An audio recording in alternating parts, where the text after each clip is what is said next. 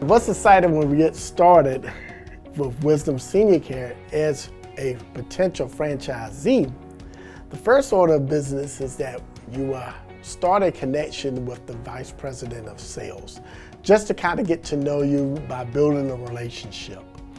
That may take approximately maybe 15 to 20 minutes, just establishing some rapport. After that, they will have a call for around 30 minutes with the CEO/President, Carolyn Thurston. That way she can be able to get to know them, but also the franchisee will get to know her as well, and the Wisdom Senior Care core values and mission. Then we will discuss with that potential franchisee a couple of criteria that we would need before they meet with the executive team. Number one, we would do a conjugate Kolbe assessment test, which is no reflection of good or bad. It's just a personal test for them and for the franchisor to be able to know how we can communicate and work with them on a business and personal level. Also, we will want their resume so we can have a deeper background information. So when they meet with the executive team, that takes normally about an hour to an hour and a half, so we can go into more detail and discussion about the brand. After that, then we would have an application process, background checks, and financial qualifications. Once that's approved, financial qualifications and the background, we would start the FDD/franchise agreement process. Now, 14 days by the Federal Trade Commission that no monies can be accepted from the franchisee to the franchisor. But we can have a very good dialogue and discussion while we're in the process.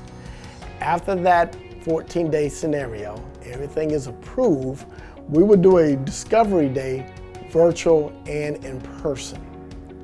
And that will allow that new franchisee to see what it's like on a day-to-day owner-operated business with clients and caregivers. After that, we will then have the time scheduled with the attorney to do official closing and getting their Wisdom brand started.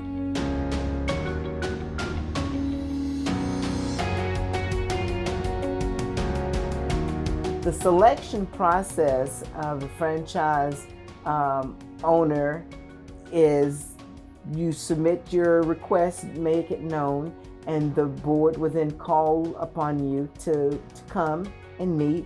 They will ask you several questions about what your knowledge is of being a franchise owner. They will ask you, are you sincere? Are you sure this is what you want to do? Do you understand the undertaking? Do you understand what you're actually getting ready to walk into? And sometimes you have a knowledge of what you're going into, and it can be totally different. Once you have been selected by the board, then you're given a territory. Then you go through the legal part of it, because you have to have the legal documentation to set up the entire territory and the business, and making you responsible for what you're joining the franchise. Once you've gotten your territory and all, then you start to say, where am I going to get an office? I want to be in that area. And you go and you start looking in that area. Then you say, now I need to make myself known.